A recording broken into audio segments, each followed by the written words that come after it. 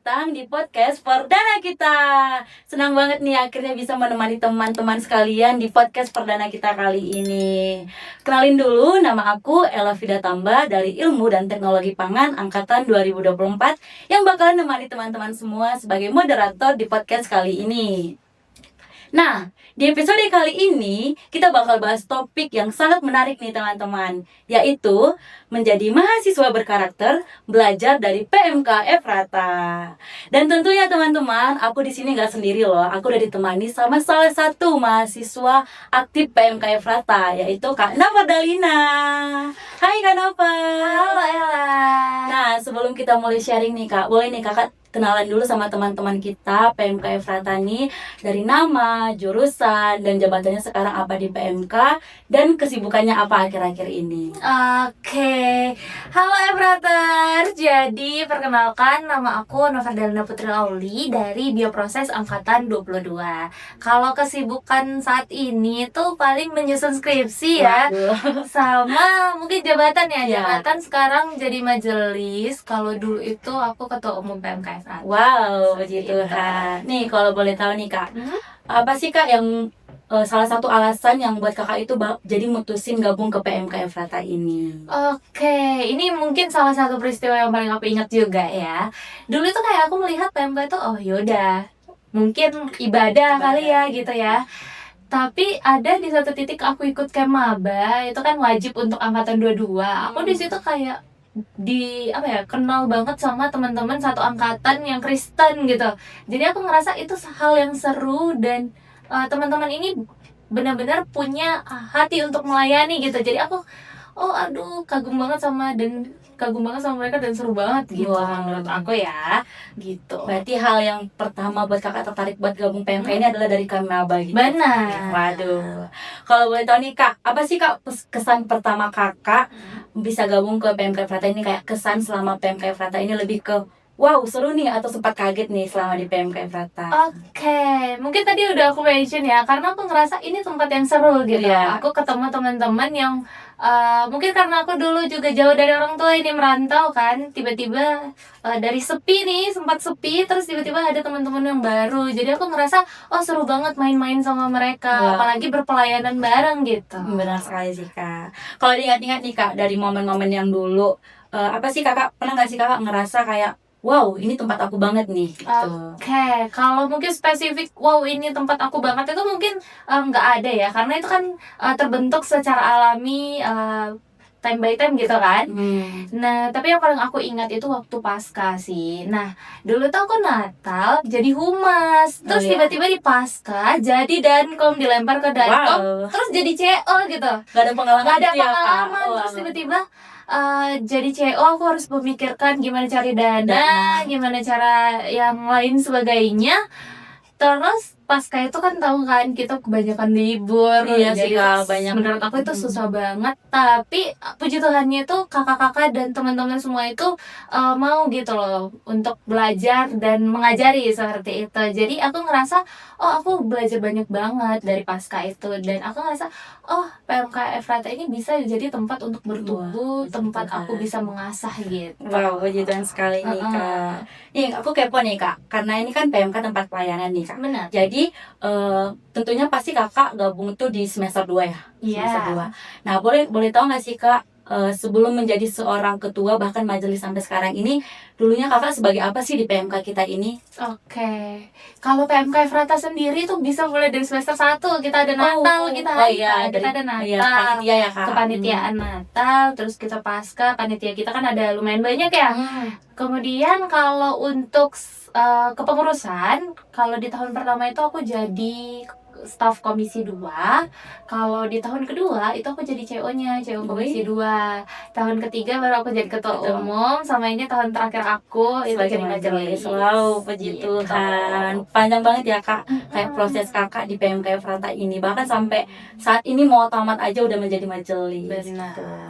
Nah, dari semua itu Kak, apa sih Kak hal yang paling berkesan atau paling ngena di hati Kakak? Yang menurut aku paling mengena itu mungkin di kabinet aku ya, di Karis Adelpos, karena itu 1 tahun yang lumayan panjang karena Dan berat ya, jabatan. Kak? Iya, jabatannya juga udah beda, Mm-mm. tanggung jawab pemikirannya juga berbeda gitu. Jadi aku merasakan setiap proker yang kita jalanin dari Karis Adelpos itu sangat-sangat amat berkesan, dimana itu membentuk aku menjadi pribadi yang lebih baik dan aku mendapatkan banyak hal lah dari situ. Wow, puji Tuhan. Kakak sebagai ketua tentunya nggak berat nggak ringan ya, Kak. Pasti berat banget itu. Benar. Pernah nggak sih kakak kayak merasa, wow, kok berat ya? Dan gimana sih Kak cara kakak ngadapin kalau ketika kakak kayak merasa tanggung jawab saya besar banget di sini gitu?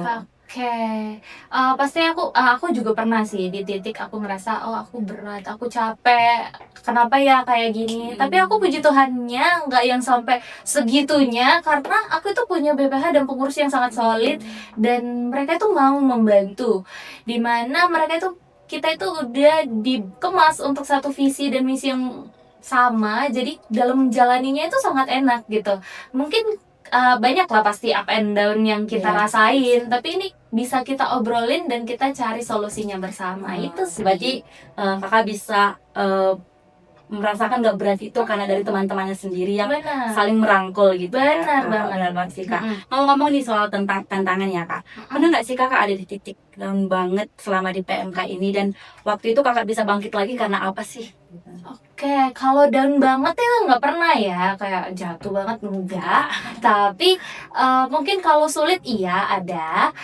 Mungkin karena kita juga berkuliah ya, banyak aktivitas yang kita lakukan, terus juga jabatannya juga bukan main-main. Jadi sedikit berat, tapi balik lagi aku punya temen yang sangat mendukung, menguatkan, dan ya kita bisa mengerjakan semuanya bersama. Sama-sama. Jadi ya kita enjoy aja Ya, benar gitu. sekali sih, Kak. Tentunya ketika kita memiliki teman-teman yang saling membangun itu bisa membentuk kita, membangun kita, dan membuat kita lebih semangat lagi dalam menjalankan aktivitas kita. Benar.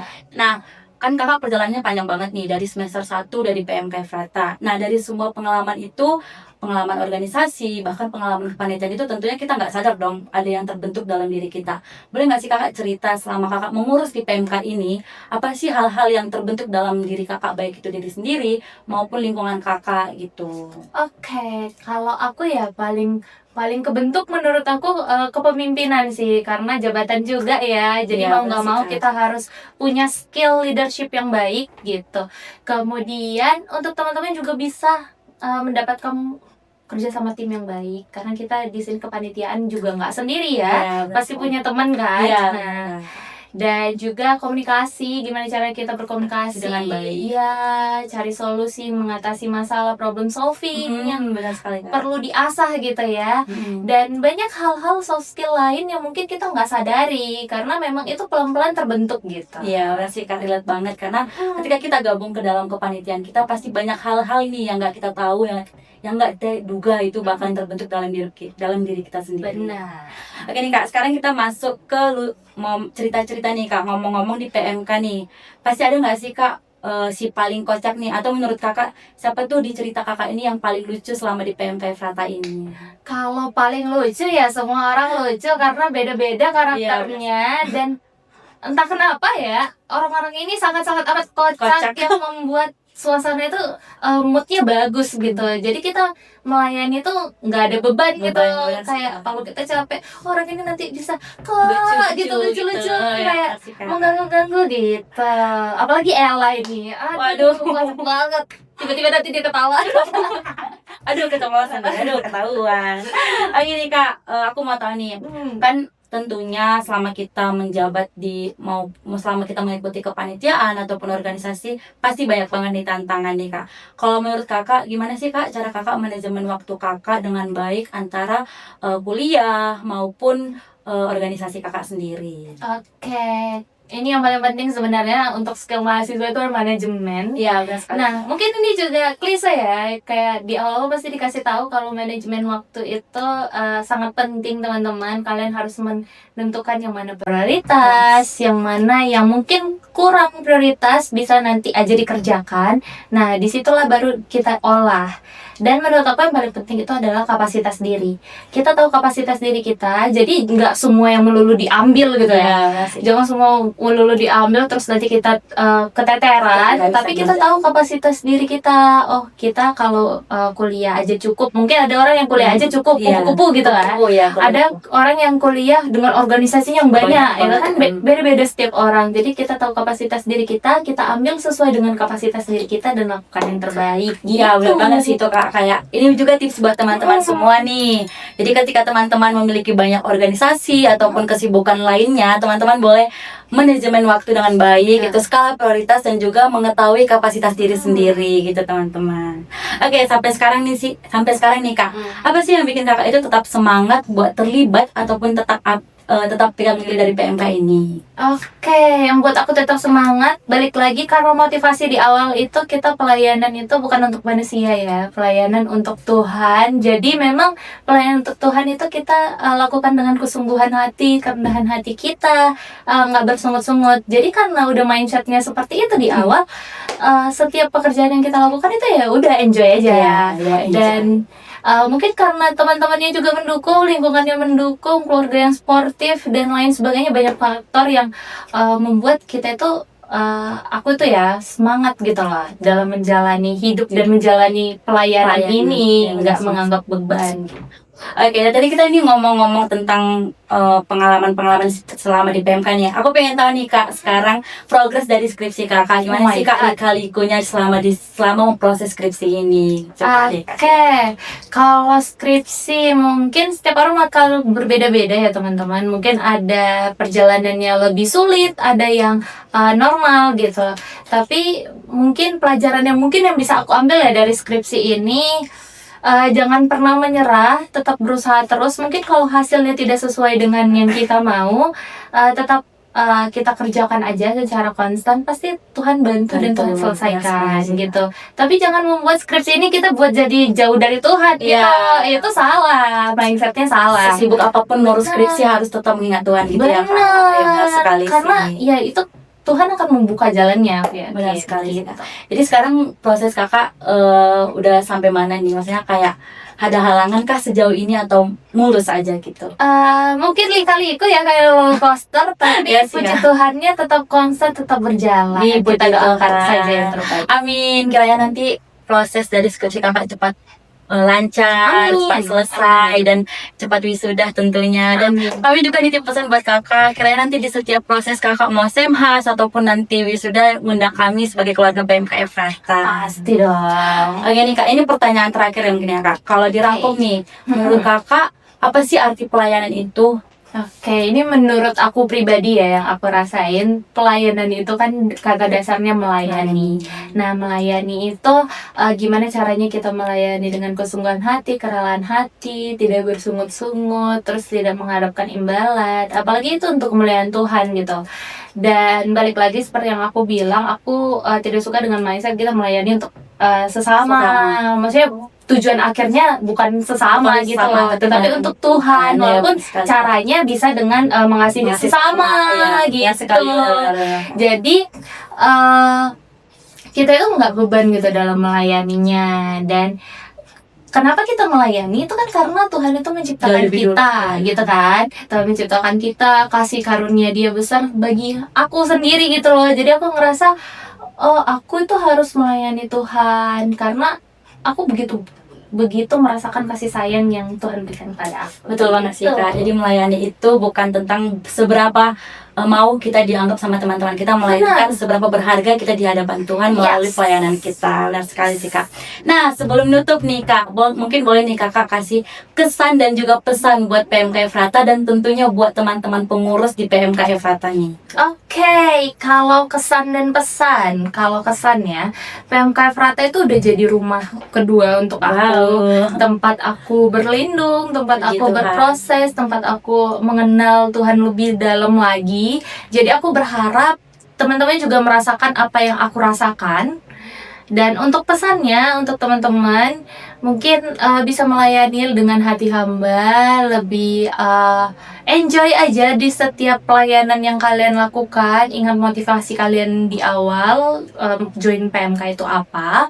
Dan aku yakin teman-teman secara bersamaan waktu saat kalian menjalani itu, kalian akan mendapatkan hal-hal yang kalian buat nyaman, hal-hal yang bisa mengimprove diri kalian sendiri seperti itu. Wow, puji Tuhan. Dan buat Kak Nova, terima kasih banyak nih Kak atas sharingnya di podcast perdana kita ini. Kiranya hasil pengalaman-pengalaman, tips dan pesan-pesannya buat kami, kiranya itu bisa menjadi pembelajaran bagi kami dan juga pengalaman bagi kami. Dan tentunya buat teman-teman semakin semangat dalam melayani. Dan ingat teman-teman bahwa pelayanan itu bukan seberapa berharganya kita dianggap sama teman-teman kita, tapi seberapa pentingnya pengalaman kita itu, seberapa pentingnya melayani kita itu di mata Tuhan, karena pelayanan kita untuk Tuhan dan bukan untuk dianggap sempurna untuk teman-teman kita semua. Dan buat teman-teman yang udah dengerin sampai akhir, semoga podcast ini juga bisa menjadi berkat dan penyemangat buat kalian semua. Dan jangan lupa terus bertumbuh, melayani dan jadi mahasiswa yang berkarakter. Saya Elvida Tamba, pamit undur diri. See you di podcast berikutnya. Dadah. Keluargaku